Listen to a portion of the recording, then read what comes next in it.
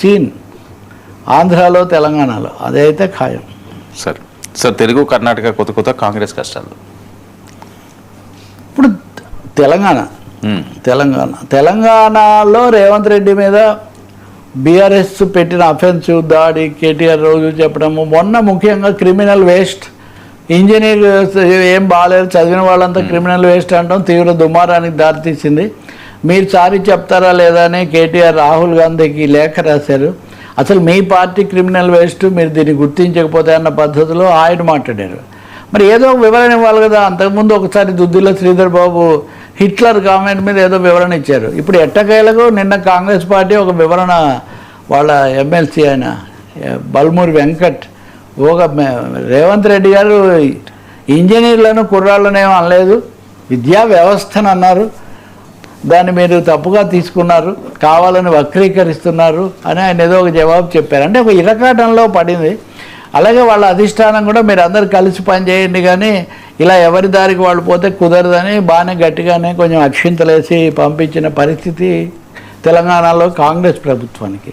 పై ఇక్కడ విస్తరణ జరగాలి, అది ఎప్పటికప్పుడు వాయిదా పడుతుంది, ఎవరు ఉంచుతారు, ఏం జరుగుతుంది అది కూడా పూర్తిగా అర్థం కాని ఒక అంశం. కర్ణాటకలో చూస్తే డీకే శివకుమార్ నిన్ననే మంత్రివర్గ విస్తరణ, ఈరోజు మంత్రివర్గ విస్తరణ చేశారు. ఈ మంత్రివర్గ విస్తరణలో 18 మందికి చోటు ఇచ్చారంటే ఆయన చేసి ఆయన అవ్వడానికే 2 ఏళ్ళకి మారాలన్నా చాలా కుస్తీ పట్టాల్సి వచ్చింది. ఇప్పుడు అయ్యారు. ఇప్పుడు అయినటువంటి వాళ్ళల్లో కొన్ని సాంప్రదాయ వర్గాలకు ఇందులో చోటు కల్పించలేదు అని ఒక నిరసన. గతంలో కూడా ఆఖరుకు వాళ్ళే ఉన్నప్పుడు కూడా ఉండేవాళ్ళు. ఇప్పుడు ముఖ్యంగా ఒక్క లింగా నాయకులు ముఖ్యమని ఇప్పుడు ఈయన ఒక్క లింగా నాయకుడు ఎవరు, శివకుమార్, డీకే శివకుమార్. డీకే అంటే కూడా ద్రవిడ కజగా ఏదో వస్తుందండి వాస్తవంగా. ఈ ద్రవిడ ఇవన్నీ దీనికి సంబంధించిన ఒకటి.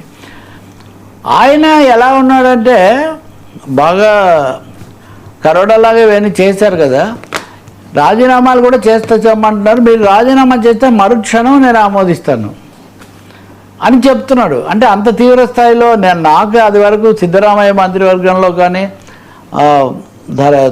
ఎవరు ధర్మసింగ్ మంత్రివర్గంలో కానీ నాకు పదవి ఇవ్వలేదు, అయినా నేను సర్దుకోలేదా, కాబట్టి మీరు కనుక రాజీనామాలు ఇట్లాంటివి చేస్తే నేను వెంటనే ఆమోదించేస్తానని. అంటే కర్ణాటక కాంగ్రెస్ బాగా ఒక విధమైన కలహాల పరిస్థితిలో పడిపోయింది. సిద్ధరామయ్య మామూలు ఖాళీగా ఉండే మనిషి కాదు. ఆయన ఈ మధ్య నేను ఇంకా ఎన్నికల్లో పోటీ చేయకపోవచ్చు అని ఒక ప్రకటన చేశారు.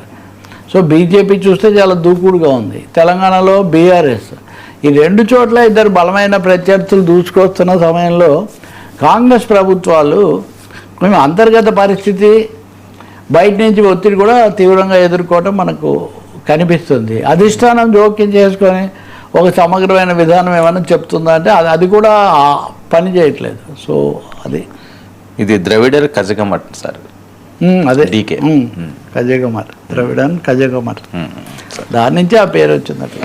సార్ సార్ ఉడుకుతున్న పార్లమెంటు మోడీ క్షమాపణ, సరే ఆర్ఎస్ఎస్ నేత అవుట్ దేశానికి, అదే ఆర్ఎస్ఎస్ నేత అవుట్ ఇందాక నేను చెప్పా కదా.